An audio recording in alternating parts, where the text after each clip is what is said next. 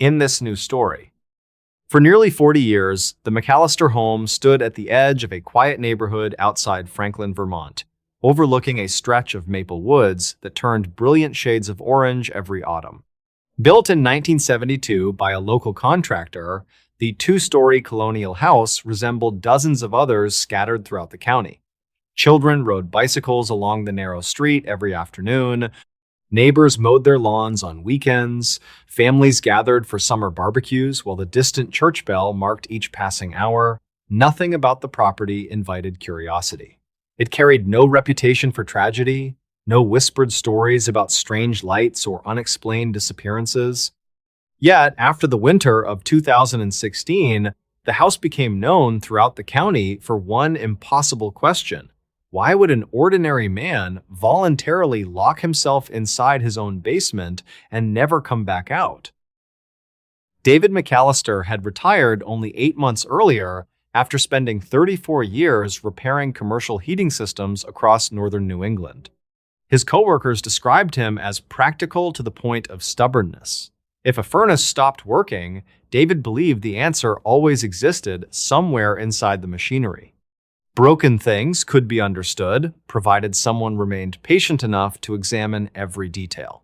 That attitude shaped nearly every part of his life. His garage remained meticulously organized. Tools hung in perfectly straight rows above an immaculate workbench. Every receipt, warranty card, and instruction manual occupied labeled folders inside a metal filing cabinet. Nothing in David's personality suggested irrational behavior.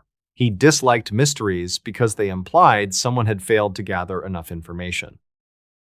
His wife, Elaine, often joked that retirement worried David more than any mechanical failure ever could. After decades following structured schedules, he suddenly found himself with entire days free from responsibility. Friends encouraged him to travel, fish, or take up woodworking. Instead, David focused almost entirely on home improvement projects. He repaired aging windows, replaced sections of the roof, repainted bedrooms, and reorganized storage areas that had remained untouched for years. The largest project involved the unfinished basement beneath the house. Built almost entirely from poured concrete, it contained the furnace, water heater, electrical panel, and shelves crowded with decades of carefully labeled boxes. David planned to transform the space into a workshop where he could spend long winter afternoons restoring antique tools. Work progressed steadily through late autumn. Neighbors frequently saw David carrying lumber downstairs, while delivery trucks unloaded insulation, drywall, lighting fixtures, and new electrical outlets. Everything appeared ordinary until early December, when his routine quietly changed. Rather than inviting neighbors inside to admire his progress, David began avoiding conversations altogether. Deliveries were left on the front porch instead of being signed for personally. Evening lights remained on in the basement long after midnight. Elaine assumed her husband had simply become absorbed in another ambitious project. Retirement often encouraged harmless obsessions. She thought little of it until David started replacing every lock connecting the basement to the rest of the house. The first new lock appeared on the basement door leading from the kitchen. A heavy-duty deadbolt replaced the simple latch originally installed when the house was built. Days later, another lock secured the exterior bulkhead entrance opening into the backyard. Finally, David installed thick steel slide bolts along the inside of the basement stairwell door. When Elaine asked why such precautions seemed necessary, David answered calmly that certain doors should remain closed once they were properly secured. The explanation sounded strangely unlike him. Normally, he discussed every project in exhausting detail. This time, he refused further conversation, insisting only that the changes were temporary until he finished organizing the workshop. Christmas approached with unusually heavy snowfall, blanketing Franklin beneath nearly 2 feet of fresh snow. Family gatherings continued as planned, though relatives later remembered David appearing distracted throughout the holiday meal. He smiled politely, participated in conversations, and exchanged gifts with grandchildren exactly as expected. Yet several times during the afternoon, he quietly excused himself to check the basement door. Each visit lasted only seconds before he returned upstairs looking noticeably relieved. No one questioned the habit. Many homeowners worried about frozen pipes during severe winters. David's behavior seemed unusual, but hardly alarming. Everything changed 3 days after New Year's Day. Elaine awoke shortly before 7 to discover David already dressed, sitting alone at the kitchen table with a handwritten envelope resting beside his coffee cup. Before she could ask what he was doing, he stood, kissed her gently on the forehead, and handed her the envelope. According to Elaine's later statement, David calmly explained that he needed to spend some time in the basement and asked her not to unlock the door, regardless of what she might hear. He insisted no one should call the police immediately because everything would eventually make sense. Before Elaine could respond, David carried a toolbox downstairs, closed the basement door behind him, and locked every bolt from the inside. At first, Elaine assumed her husband simply wanted uninterrupted time to complete another renovation project. She opened the envelope, expecting instructions about plumbing or electrical repairs. Instead, she found only a single handwritten sentence. "If I ask to come back upstairs, don't believe me." Confused, Elaine approached the basement door and called David's name. He answered immediately. His voice sounded perfectly normal. He apologized for frightening her and repeated that she must not open the door until he knocked exactly 3 times, followed by one long pause. Any other pattern, he warned, should be ignored. Before Elaine could ask another question, footsteps retreated deeper into the basement. Silence followed. The first several hours passed uneventfully. Occasional sounds drifted upward through the floor, hammering, boxes being moved, the hum of power tools. Everything resembled ordinary workshop activity. Around lunchtime, the noises stopped completely. At approximately 2:30 that afternoon, Elaine heard 3 rapid knocks against the basement door. She immediately reached for the handle. Then she remembered David's note. The pattern was wrong. There had been no long pause afterward. Only 3 quick knocks. Nothing else. Several minutes later, someone began knocking again. This time, the pattern changed. 2 knocks. Silence. 5 more knocks. Another pause. Then, a calm voice called through the door. It sounded exactly like David. He quietly apologized, claiming he had forgotten the correct signal. He asked Elaine to unlock the door because he had accidentally trapped himself beneath a heavy shelf. She stepped closer. Something about the request felt wrong. David had installed those shelves himself. They were bolted directly into concrete walls. They could not simply fall over. Elaine refused. The voice remained silent for nearly an hour. Then the scratching began. Slow, steady, almost as though someone dragged heavy furniture across the concrete floor beneath the kitchen. The sound continued until well after sunset. Concern eventually overcame caution. Elaine called their son Michael, who arrived with 2 neighboring residents shortly before 9 that evening. Together, they stood outside the basement door, discussing whether David might genuinely require medical assistance.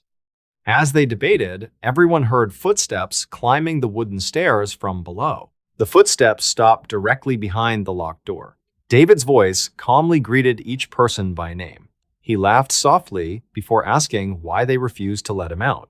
Michael immediately reached toward the deadbolt. Elaine grabbed his arm. She reminded him of the note. For several long seconds, no one spoke. Then, David's voice quietly said something that froze everyone standing in the kitchen. He thanked Elaine for remembering. The footsteps slowly descended back into the basement. Police arrived less than 20 minutes later. Officers repeatedly ordered David to unlock the door. No response came.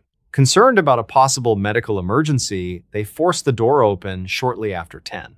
The basement lights remained on. Every tool rested neatly in its proper place. Fresh sawdust covered the workbench. David's toolbox sat open beside an unfinished wooden cabinet. The room was completely empty.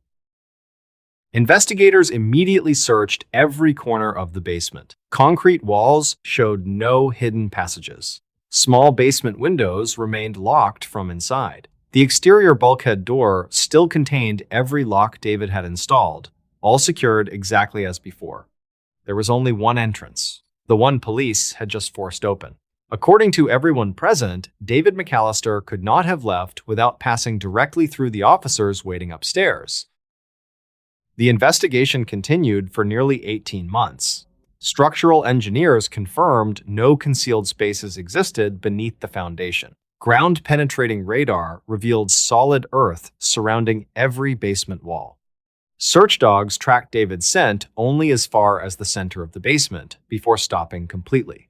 Forensic testing uncovered fingerprints, boot prints, and DNA belonging exclusively to David and immediate family members. No signs of violence appeared anywhere inside the house. Financial records showed no preparations for voluntary disappearance. His passport, wallet, medications, and winter coat remained upstairs exactly where he had left them that morning. Months later, while reviewing recordings from a home security camera facing the backyard, investigators noticed something peculiar. Throughout the entire day, no one entered or exited the property. Yet, at exactly 2:31 p.m., the precise moment Elaine first heard, the 3 knocks the basement lights briefly flickered despite no interruption in electrical service affecting the neighborhood. Electrical engineers dismissed the event as insignificant. Elaine never agreed. She remained convinced the flicker occurred at the exact moment something inside the basement realized the door would remain locked. The McAllister house stood vacant for nearly 6 years before eventually being purchased by an investment company. Renovation crews removed the old workshop, replaced damaged flooring, and modernized every room. During demolition, workers discovered nothing unusual hidden beneath the concrete slab or behind basement walls. Yet every contractor involved independently reported the same odd habit developing while working below ground. Without discussing it beforehand, each man admitted feeling an inexplicable urge to lock the basement door before beginning work, followed by an equally powerful reluctance to unlock it again until someone else arrived upstairs. None could explain the feeling. None claimed to see anything unusual. They simply described a quiet certainty that whatever remained safest on one side of the door should probably stay there. Today, David McAllister's disappearance remains officially unsolved. Law enforcement continues listing him as a missing person, despite exhaustive searches yielding no trace of his whereabouts. The handwritten note recovered from Elaine's kitchen table remains preserved inside the county evidence archive. Investigators have analyzed every word countless times, hoping some overlooked detail might explain why an intelligent, practical man deliberately imprisoned himself inside a room with no apparent escape. They never found one. The only certainty left behind was the one David himself seemed desperate to communicate before turning the key. He wasn't afraid of being locked inside the basement. He was afraid of whatever might eventually ask to be let back out. In this new story, Ashwood, Missouri had always been the kind of town people passed through without remembering. Nestled between gently rolling farmland and dense hardwood forests, it consisted of little more than a grain elevator, a weathered courthouse, a gas station, 2 churches, and a few dozen quiet streets where nearly every front porch displayed an American flag through most of the year. Fewer than 1,500 people called Ashwood home, and many families had lived there for generations. The town rarely appeared in the news except during harvest festivals or high school football championships. Crime remained remarkably low, neighbors rarely locked their doors before bedtime, and everyone seemed to know everyone else's routine. Then, during one cold October night in 2019, something happened that transformed Ashwood from an ordinary Midwestern town into the center of one of the strangest investigations Missouri authorities had ever quietly abandoned. Nobody could agree on what had happened. Everyone agreed that something had walked through Ashwood that night. The evening began without anything unusual. A cold front had settled across central Missouri shortly after sunset, bringing steady winds and temperatures hovering just above freezing. Residents finished dinner, watched television, walked their dogs, and prepared for another ordinary workday. Local police responded only to routine calls involving a disabled vehicle and a minor dispute between neighbors. At exactly 9:47 p.m., the town's electrical grid experienced a brief voltage fluctuation lasting less than 4 seconds. Lights dimmed, but never completely failed. Computers automatically restarted, microwave clocks blinked before correcting themselves.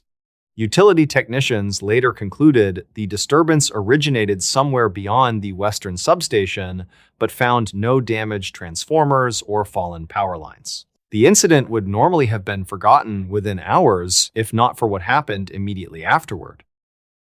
The first emergency call reached Ashwood Police Department at 9:53 p.m. An elderly woman living on Maple Street reported hearing unusually heavy footsteps crossing her front porch. She assumed someone intended to knock on the door, yet no knock ever came. Curious, she looked through the front window and found nothing outside. Moments later, the footsteps continued across her backyard before disappearing toward the neighboring property. The responding officer searched the area but found no footprints despite fresh frost covering every lawn in the neighborhood. Assuming the sound had come from loose tree branches striking the wooden porch during strong winds, the officer cleared the call within minutes. 6 minutes later, another resident called from nearly half a mile away. He described hearing the same slow, deliberate footsteps crossing the roof above his bedroom. The sounds were unlike raccoons or squirrels, each step producing a deep, measured thud separated by nearly 2 seconds. Before officers arrived, the footsteps stopped. Inspection revealed no broken shingles, damaged gutters, or animal tracks. By 10:15, dispatch had received 6 nearly identical reports from different parts of town. None of the callers knew one another, none described seeing anyone. Every report involved the same detail. Something could clearly be heard walking, nothing could be seen. Officer Benjamin Carter initially suspected an elaborate prank. Halloween approached only 2 weeks away, and unusual calls often increased during October. Still, the reports shared remarkable consistency. Witnesses described footsteps too heavy for domestic animals but too slow for running adults. Several estimated each footfall occurred approximately 5 or 6 feet apart, suggesting an unusually long stride. Others insisted the sound seemed strangely muffled, almost as though whatever produced it walked through thick carpet despite crossing gravel driveways, rooftops, wooden porches, and paved streets. Carter drove continuously throughout town, searching for groups of teenagers or suspicious vehicles. He found neither. Ashwood appeared unusually quiet beneath an overcast sky, illuminated only by scattered porch lights and the occasional passing freight train beyond the eastern edge of town. At approximately 10:28 p.m., security cameras outside the First National Bank briefly captured something investigators struggled to explain. The footage showed an empty parking lot bordered by motion-activated floodlights. Without warning, every light illuminated simultaneously as though something large had entered the detection zone. The cameras recorded no visible figure. Yet, across the asphalt appeared a series of subtle depressions moving steadily from one side of the lot to the other. Dust and loose leaves shifted downward in evenly spaced oval shapes before returning to normal several seconds later. Engineers later confirmed no video manipulation or camera malfunction had occurred. Whatever triggered the motion sensors remained completely invisible to the cameras themselves. Meanwhile, residents throughout Ashwood continued reporting the same unsettling experience. Dogs refused to leave their homes despite open doors and familiar yards. Horses gathered nervously against distant fence lines instead of grazing. Outdoor cats disappeared beneath porches and remained hidden until sunrise. Veterinarians later commented that such widespread animal behavior rarely occurred outside severe thunderstorms or earthquakes. Neither appeared anywhere near Ashwood that night. The National Weather Service recorded calm atmospheric conditions after the earlier cold front passed. Seismographs detected no ground movement. Yet, animals across nearly the entire town behaved as though responding to the approach of something none of their owners could see. By 11 o'clock, Sheriff Daniel Reeves joined local officers after receiving nearly 30 emergency calls within a single hour. Experienced and deeply skeptical of folklore, Reeves believed every unusual event possessed a rational explanation waiting to be uncovered. He established temporary observation points around town, while deputies patrolled slowly through residential neighborhoods with headlights extinguished. Officers hoped to identify whoever might be creating the disturbance before rumors spread beyond county lines. For nearly 40 minutes, nothing happened. Radio traffic gradually returned to routine conversations. Several deputies privately concluded the mysterious footsteps had probably ended as suddenly as they began. Then, every patrol unit heard them at once. The first footstep echoed somewhere near the abandoned grain warehouse west of downtown. A second followed several seconds later, then another. Dispatch recordings later confirmed that officers stationed nearly 2 miles apart all transmitted at almost the exact same moment. None described seeing anyone. Every deputy simply reported hearing extremely heavy footsteps approaching through otherwise empty streets. Officer Carter estimated each impact sounded powerful enough to shake loose gravel beneath his patrol vehicle despite producing no measurable ground vibration. Sheriff Reeves stepped from his SUV, believing someone must be operating heavy machinery nearby. Instead, he found complete silence between each slow, deliberate step. Body camera footage reviewed afterward captured the sound with startling clarity. The recordings preserved deep impacts resembling boots striking old wooden floors. Yet the officers stood on asphalt.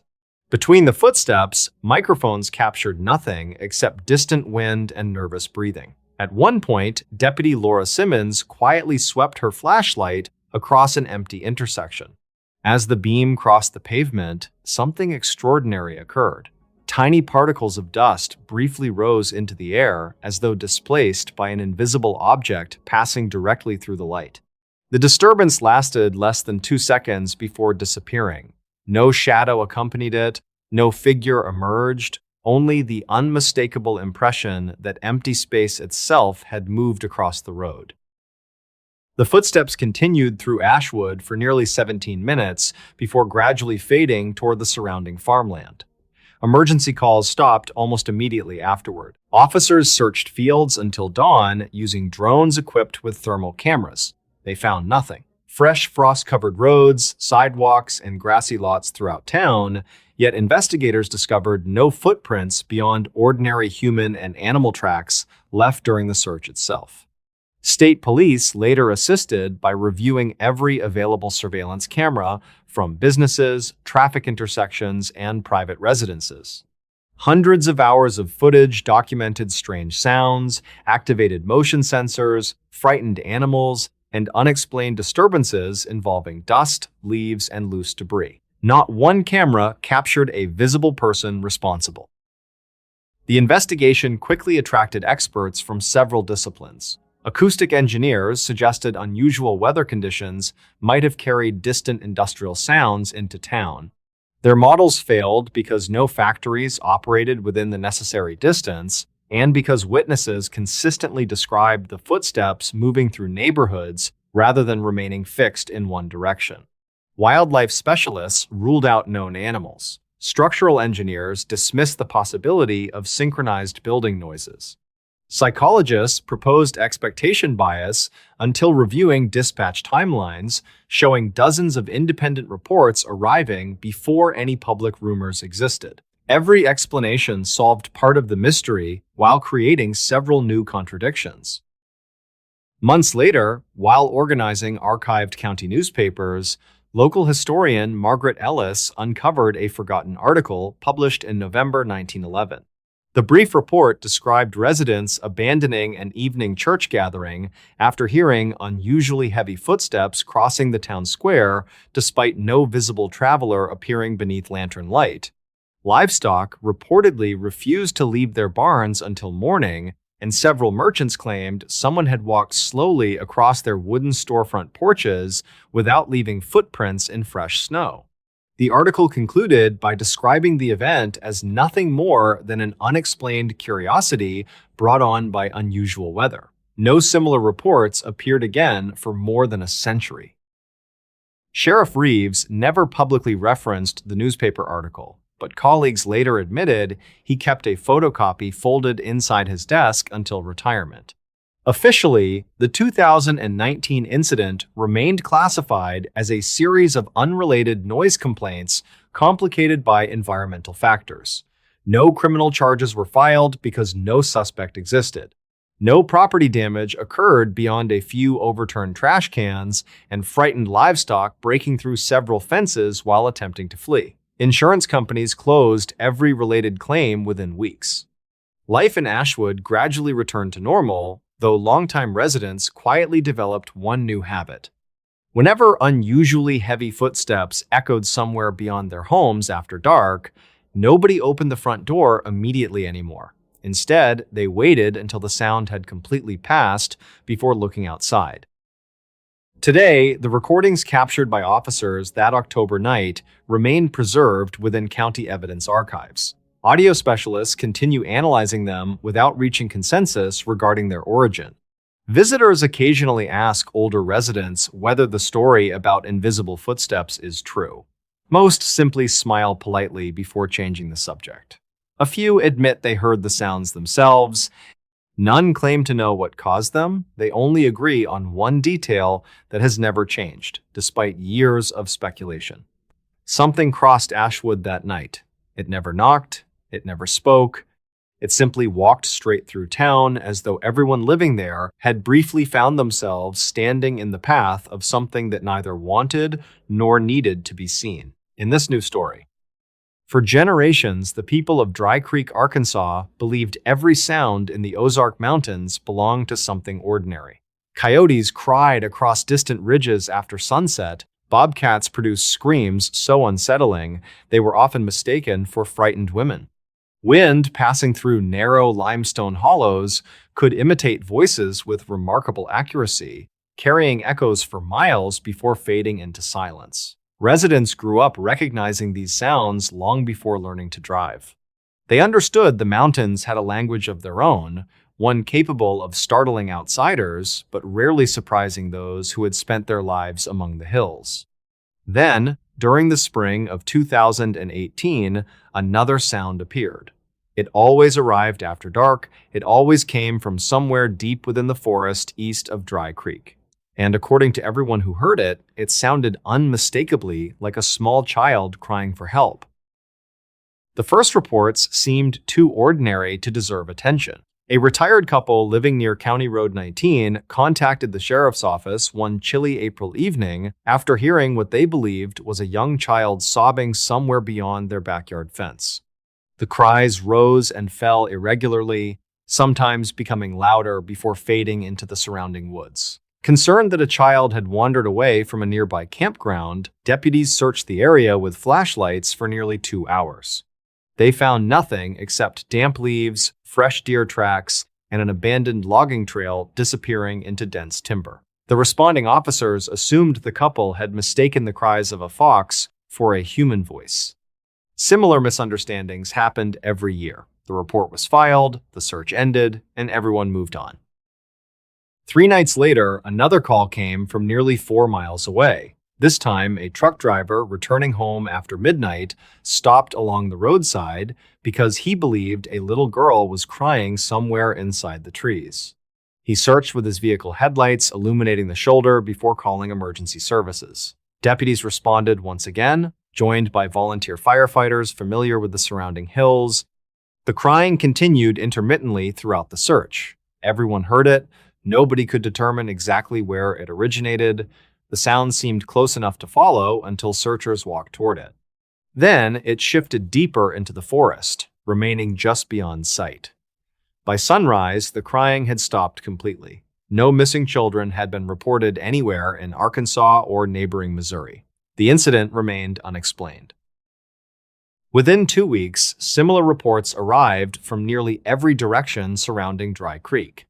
Hunters heard the crying shortly before dawn. Campers reported it echoing across narrow valleys during otherwise silent evenings. Homeowners sleeping with bedroom windows open woke, believing an injured child stood somewhere outside. Some callers insisted the crying sounded no more than 50 feet away. Others believed it echoed from miles across the hills. Search teams repeatedly entered the forest, expecting to locate a frightened child lost among the trees. Every search ended exactly the same way. The crying continued until people approached. Then it gradually drifted farther away without ever becoming louder or quieter. Eventually, it disappeared altogether, leaving behind only silence. Sheriff Daniel Harris initially viewed the situation as a simple combination of wildlife sounds and heightened public anxiety. Having spent nearly 30 years in rural law enforcement, he understood how quickly rumors could transform ordinary events into county-wide mysteries.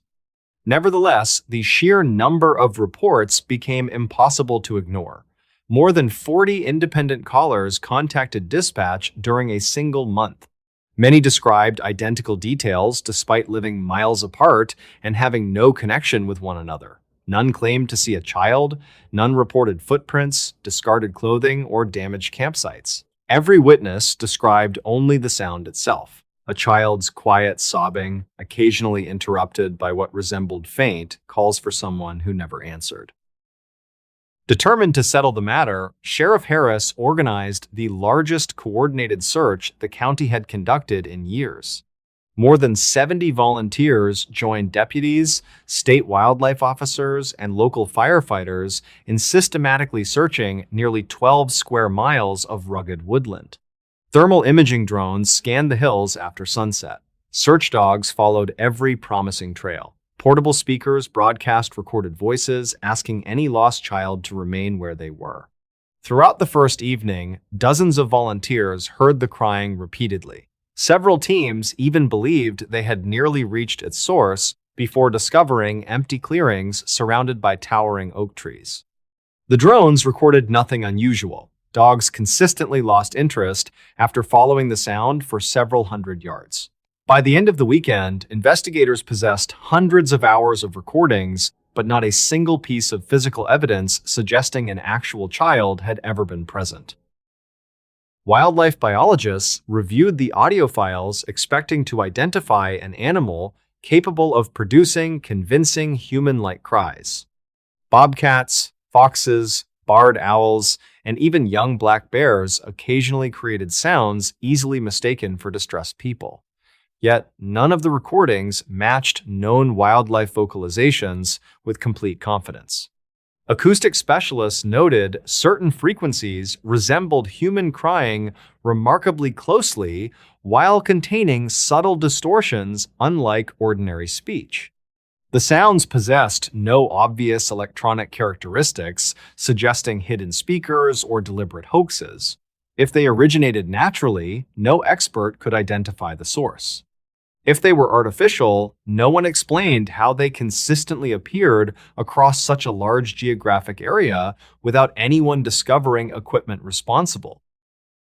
As summer approached, local folklore quietly resurfaced. Elderly residents remembered stories their grandparents once shared about settlers hearing children crying within the hills during the late 19th century. Most dismissed the tales as cautionary stories intended to discourage youngsters from wandering into unfamiliar forests after dark. One retired schoolteacher, however, donated a collection of handwritten journals preserved by her family since the 1880s. Among weather observations and farming notes appeared several brief references to strange nighttime crying heard near the same ridges now attracting modern search teams. One entry, dated October 1887, described neighbors spending an entire night searching unsuccessfully for what everyone believed was an abandoned child. Another noted that the cries always stopped before sunrise. No explanation accompanied either account. Investigators found the journals historically interesting but practically useless. They proved only that similar stories existed long before modern technology complicated witness testimony.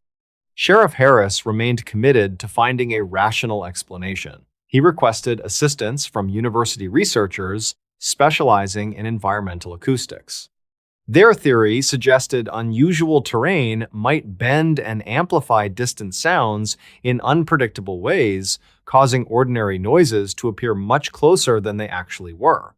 To test the idea, researchers placed speakers throughout the forest, broadcasting pre-recorded sounds while monitoring how echoes traveled across valleys and ridges. Results confirmed that the Ozarks could indeed produce astonishing acoustic illusions. Conversations carried remarkable distances under specific atmospheric conditions. Vehicle engines occasionally seemed to originate from impossible locations, yet no experiment successfully recreated the particular recordings captured during the searches. Human voices distorted differently. Animal calls retained recognizable patterns. The mysterious crying remained unique.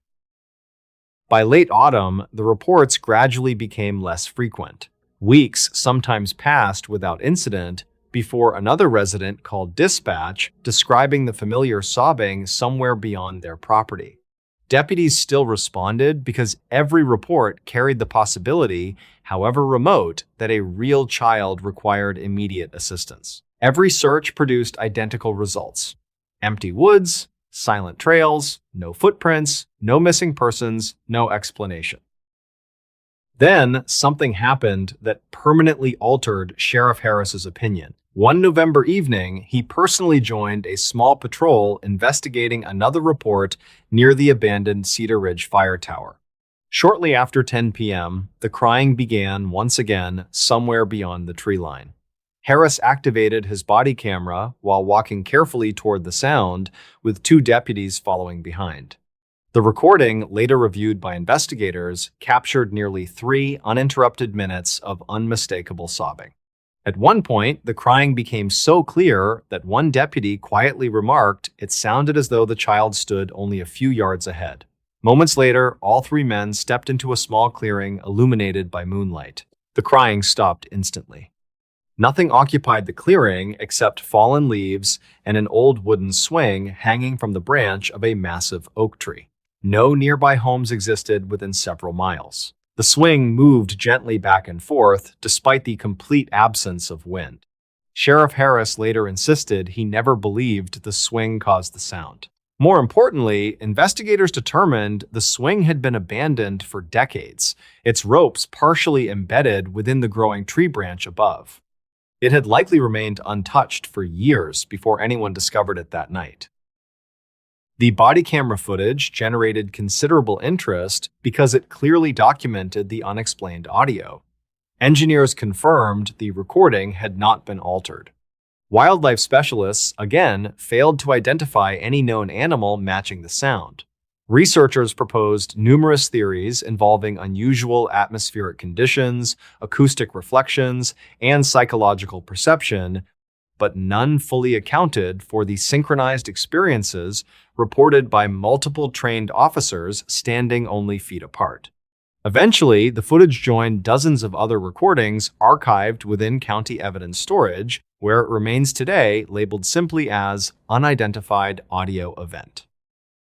Life in Dry Creek gradually returned to normal. Visitors still camped among the Ozark Hills. Hunters continued exploring the forests each autumn. Search and rescue teams quietly updated training procedures, reminding volunteers never to assume crying alone, confirmed the presence of a child until visual contact had been established. Officially, the sheriff's office closed the investigation after exhausting every practical lead. Unofficially, deputies continued answering occasional nighttime calls from residents, convinced they heard someone crying beyond the trees. More often than not, the responding officers heard it too. Even today, no child has ever been reported missing in connection with those sounds. No remains have been discovered, no evidence of criminal activity has surfaced. The recordings continue to defy confident identification despite repeated analysis by experts from multiple fields. Whether the crying belonged to an extraordinarily rare natural phenomenon, an acoustic illusion no one fully understands, or something that simply refuses to leave the hills around Dry Creek, nobody can say with certainty. The only fact everyone involved agrees upon is the one detail repeated in every report since 2018. Everyone heard the crying, nobody ever found a child. In this new story, for nearly 30 years, the Carter Motel stood beside U.S. Route 62, just outside the small town of Red Pine, Oklahoma. Built in 1969, it was exactly the sort of roadside motel thousands of travelers passed without a second glance. 12 identical rooms formed a single-story rectangle around a gravel parking lot, illuminated by flickering sodium lights. A faded neon sign buzzed quietly above the office entrance every evening, advertising vacancy even when every room had already been rented. Long-haul truck drivers often stopped there for a single night before continuing west. Families occasionally booked rooms during summer vacations when larger hotels nearer the interstate filled completely. Nothing about the Carter Motel appeared remarkable. It earned average reviews, charged modest rates, and remained clean enough for weary travelers seeking only a few hours of sleep. Yet by the early 2000s, local residents noticed something impossible to explain. Plenty of people stayed there once, nobody ever stayed there twice. At first, the pattern escaped notice because roadside motels naturally served passing travelers. Most guests came from hundreds of miles away and had little reason to return. But Red Pine itself depended heavily upon seasonal construction projects and pipeline maintenance crews whose employees frequently revisited the area several times each year. Workers who had once stayed at the Carter Motel consistently booked different accommodations during later trips, despite the motel remaining one of the cheapest options available. Company travel coordinators quietly stopped reserving rooms there altogether. Sales representatives driving regular routes through Oklahoma always chose competing motels 10 or 15 miles farther down the highway. Even tourists who remembered the Carter Motel years later seemed strangely determined never to return, though few offered any detailed explanation for their decision. Harold Carter, the motel's owner, found the situation deeply frustrating. Having inherited the property from his father in 1988, Harold invested steadily in renovations, hoping to improve business. Carpets were replaced, plumbing modernized, air conditioning units upgraded, mattresses exchanged for newer models. Every room received fresh paint and updated televisions. Yet despite consistently positive inspection reports, repeat customers remained virtually non-existent. Harold initially blamed growing competition from national hotel chains until a traveling salesman casually remarked that everyone he met seemed to share the same opinion. The Carter Motel wasn't bad, it simply wasn't somewhere anyone wanted to sleep more than once. Curious, Harold began examining old reservation books preserved since the motel first opened. Handwritten ledgers documented thousands of guests stretching back decades. As he compared names across different years, a remarkable pattern emerged. The overwhelming majority appeared exactly one time. Even individuals whose occupations required regular travel through Red Pine never booked another room after their initial visit. Harold searched for familiar surnames, company accounts, and returning families. Almost none existed. During nearly 30 years of operation, fewer than a dozen guests had ever checked in twice. None returned a third time. The discovery unsettled Harold enough that he began asking departing visitors whether anything had been wrong with their stay. Most seemed surprised by the question. They praised the clean rooms, friendly service, comfortable beds, and quiet surroundings. When Harold jokingly suggested he hoped to see them again, many smiled politely before offering nearly identical responses. They doubted they would ever come back. None explained why. Several later admitted they had every intention of returning until the moment they drove away from the motel. Somewhere along the highway, usually within an hour of leaving, they experienced an overwhelming certainty that staying there again would be a mistake. The feeling faded after several days, leaving behind only an inexplicable reluctance to revisit the property. Everything changed in 2011 when freelance journalist Emily Sanders arrived while researching forgotten roadside businesses along historic American highways. Unlike ordinary travelers, Emily planned to remain in Red Pine for nearly a week, interviewing longtime residents about the decline of family-owned motels following construction of nearby interstate routes. She booked room 7 overlooking the parking lot and spent each day photographing abandoned gas stations, diners, and faded neon signs scattered across western Oklahoma. Nothing about the Carter Motel initially attracted her attention beyond its vintage architecture and unusually complete collection of historical records that Harold happily shared. Then, on her 4th evening, she asked a question Harold had never seriously considered. Had anyone ever explained why they refused to return? Harold admitted no one had. Guests rarely complained. They simply never came back. Intrigued, Emily decided to investigate further. She contacted several former visitors whose names appeared inside decades-old guest registers. Many agreed to brief telephone interviews after learning she researched roadside Americana rather than paranormal folklore. Their responses proved remarkably consistent. Everyone remembered sleeping well. Everyone described courteous service. Everyone recalled leaving satisfied with the motel itself. Yet nearly every interview ended with the same peculiar statement. They all remembered unusually vivid dreams during the night they stayed there.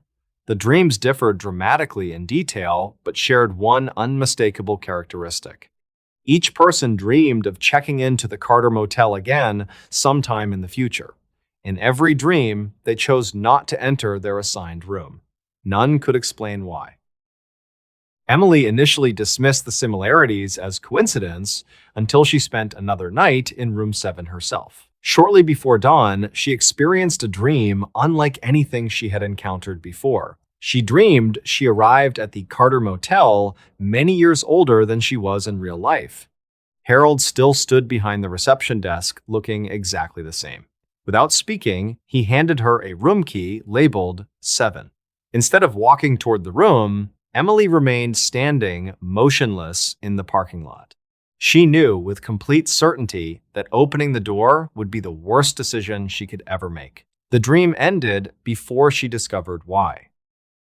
Emily awoke, deeply unsettled. She immediately wrote every detail inside her notebook before beginning interviews scheduled later that morning. Throughout the day, she noticed something disturbing. Several former guests had independently described almost the exact same dream years earlier. Different ages, different rooms, different decades. Always the same overwhelming decision. Never open the door the second time. Determined to uncover a historical explanation, Emily searched county archives for incidents involving the property itself. No murders, no unexplained disappearances, no fires, no bankruptcies. Nothing suggested tragedy. The land beneath the motel had previously belonged to a cattle ranch before construction began in 1968. Every official record appeared completely ordinary. Only one newspaper clipping stood apart. Published shortly before the motel's grand opening, it briefly mentioned construction delays after workers repeatedly complained of becoming disoriented while laying foundations for the eastern wing. The article offered no further explanation. Emily considered it irrelevant until she noticed every room associated with returning dream accounts occupied that same eastern side. Wanting stronger evidence, Emily convinced Harold to review decades of maintenance records. Among invoices and repair receipts, they discovered something unusual. Room numbers 6 through 12 required remarkably few repairs despite constant occupancy. Light bulbs lasted unusually long. Plumbing rarely failed. Mattresses wore out more slowly than expected. At first, Harold considered the pattern evidence of excellent construction. Emily disagreed. She believed people unconsciously spent less time using those rooms than records suggested. The idea sounded absurd. Then they reviewed checkout times. Guests occupying the eastern wing consistently departed earlier than anyone staying elsewhere. Many checked out before sunrise without requesting breakfast or coffee. Most drove away within minutes of waking.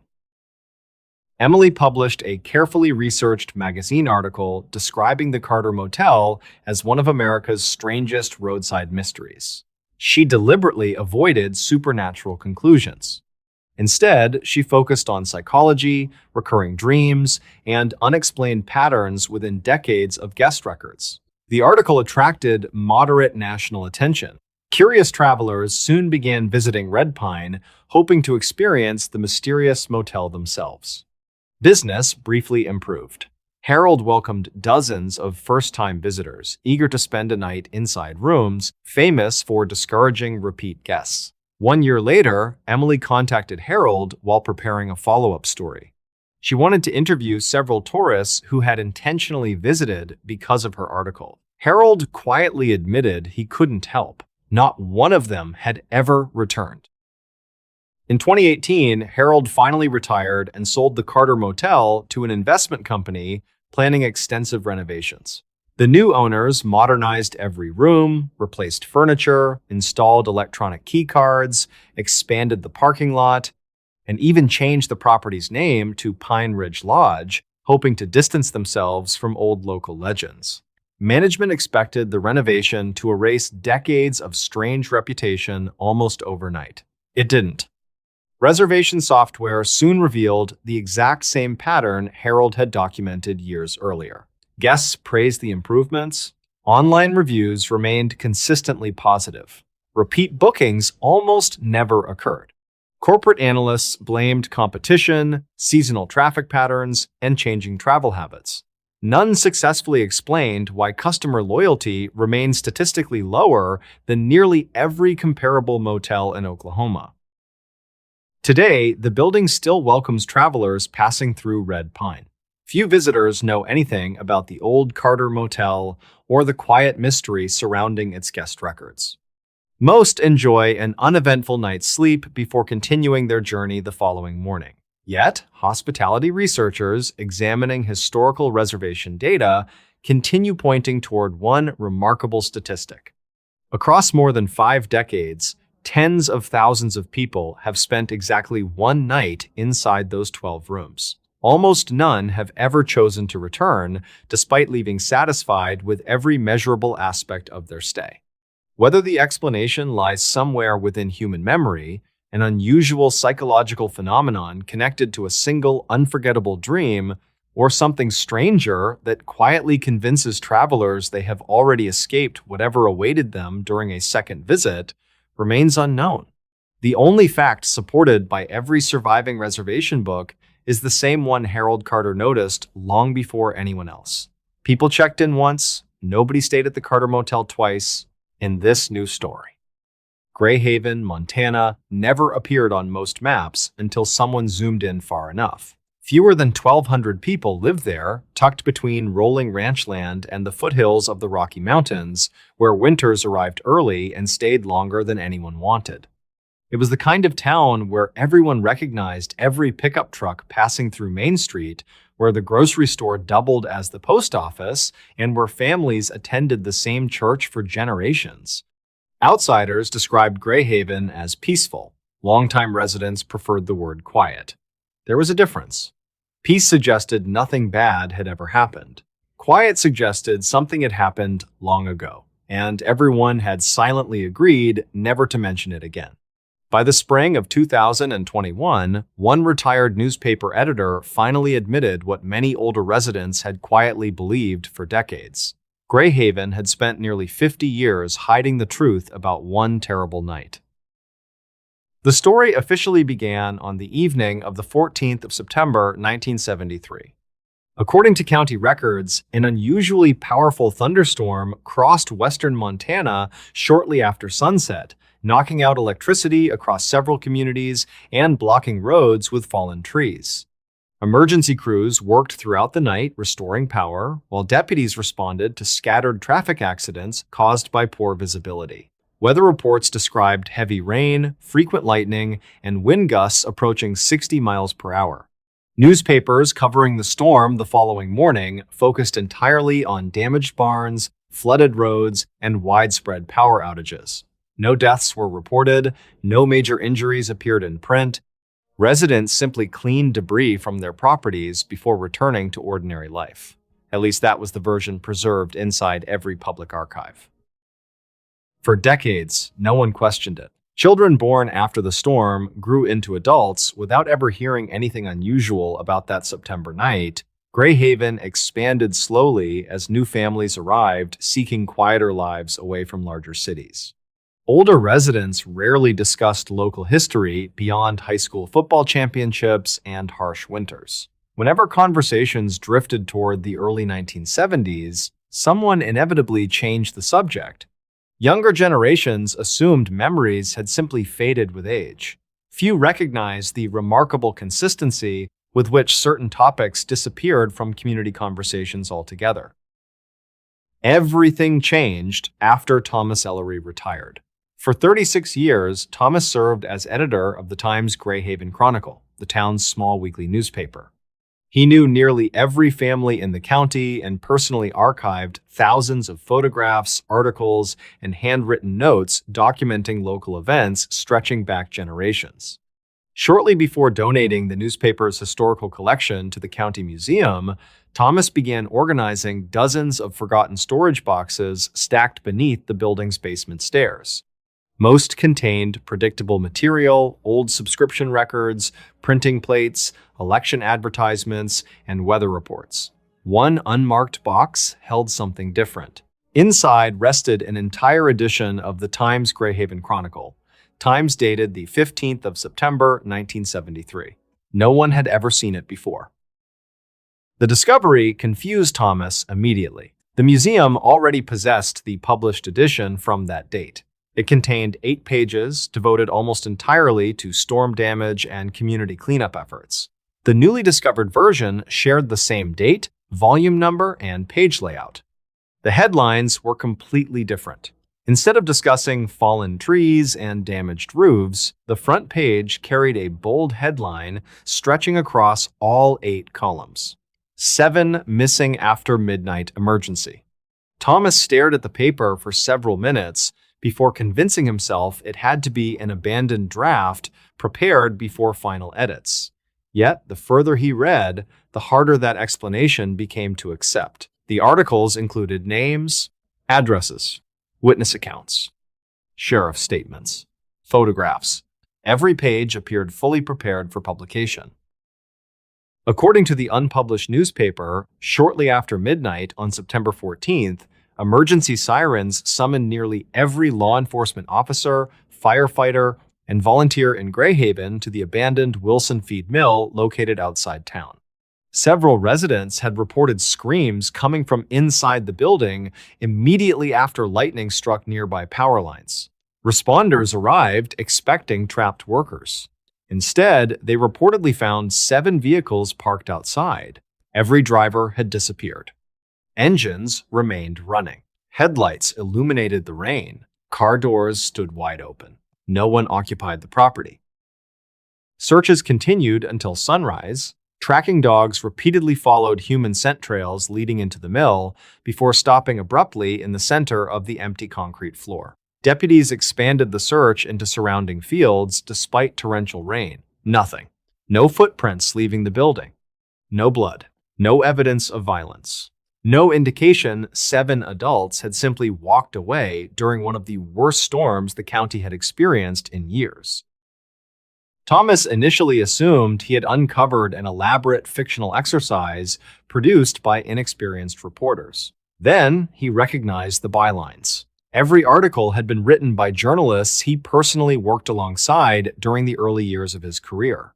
Several photographs included people Thomas knew well. One image showed Sheriff Walter Jennings standing beside a patrol car with rainwater pouring from his hat. Thomas distinctly remembered seeing that photograph decades earlier, yet it appeared nowhere inside the official newspaper archive. Determined to understand what happened, Thomas visited retired Deputy Harold Benson, then 91 years old and one of the last surviving officers who had served during 1973. Harold examined the newspaper silently before placing it face down upon the kitchen table. He neither denied nor confirmed its contents. Instead, he quietly asked Thomas where the paper had been found. When Thomas explained about the basement archive, Harold closed his eyes for several moments. Finally, he spoke. He admitted the newspaper had originally been scheduled for publication. It never reached the printing press. According to Harold, state officials arrived in Greyhaven before dawn following the search. No one understood why. The missing people included no politicians, celebrities, or wealthy business owners. They were ordinary residents. A mechanic, a school bus driver, a ranch hand, a waitress, a telephone repairman, a married couple returning home after dinner. State investigators immediately assumed control. Every local deputy signed unusually strict confidentiality agreements. The newspaper surrendered its photographs. Within 24 hours, entirely new articles replaced the original edition. Officially, nothing unusual had happened beyond storm damage. Thomas found the story difficult to believe. Government agencies occasionally restricted information during major criminal investigations. Completely replacing an entire newspaper edition seemed extraordinary. Harold merely nodded. Then he quietly revealed something even stranger. The 7 missing residents never appeared inside official missing person databases. Legally, they no longer existed. Birth certificates remained. Marriage licenses remained. School records survived. Everything after September 14th quietly disappeared. Over the following months, Thomas interviewed nearly every surviving resident old enough to remember that week. Most refused. Several abruptly ended conversations. Others admitted remembering emergency vehicles racing toward the Wilson feed mill before dawn. One elderly volunteer firefighter recalled spending nearly 6 hours searching inside the empty structure. He remembered one detail with remarkable clarity. Every clock inside the building had stopped at exactly 12:43. Battery-powered flashlights also failed simultaneously for several minutes, despite working normally afterward. No one ever explained why. County archives produced additional inconsistencies. School attendance records listed 7 students permanently withdrawing during the following week. Church directories skipped several family names without explanation. Property tax rolls transferred ownership of abandoned homes directly to distant relatives without probate proceedings normally required after disappearances. The paperwork appeared legally complete. The reasons behind it had vanished. Thomas eventually gained access to state correspondence through public record requests. Most documents contained predictable bureaucratic language. One heavily redacted memorandum, dated the 18th of September 1973, stood apart. Only a handful of sentences remained visible. One line read, "Community stability depends upon maintaining the official narrative." Another simply stated, "No additional public searches are authorized." The remainder remained permanently blacked out. Curiosity eventually drew Thomas toward the abandoned Wilson feed mill itself. Decades had transformed the property into little more than collapsing concrete walls surrounded by cottonwood trees and tall grass. Nature had reclaimed almost everything. Inside, broken machinery rusted beneath a partially collapsed roof where sunlight filtered through missing beams. Nothing suggested 7 people had supposedly vanished there. While photographing the interior, Thomas noticed faint writing scratched into one concrete support column. Years of weather had nearly erased it. After carefully brushing away dirt, only 6 words remained readable. "We never made it back home." Investigators later confirmed the scratches predated the building's closure by many years. They could not determine who carved them. Thomas never published his findings while alive. Friends claimed he feared reopening wounds older residents had spent lifetimes trying to forget. Instead, he organized every interview, photograph, document, and copy of the unpublished newspaper into a single archive accompanied by one handwritten note. It contained only a single paragraph. He wrote that after months of research, he no longer believed Greyhaven had deliberately created a lie. He believed the town had accepted one because the truth offered no explanation anyone could live with. Thomas Ellery died peacefully in 2024. His historical collection eventually reached the county museum exactly as he intended. Researchers continue examining the documents today. State officials maintain no record that 7 people disappeared during the storm of the 14th of September 1973. No criminal investigation exists. No official cover-up has ever been acknowledged. The Wilson feed mill has since been demolished, leaving only an empty field where cattle now graze each summer. Visitors driving past notice nothing unusual. Neither would anyone studying public records alone. Yet, among Greyhaven's oldest residents, one habit quietly survives.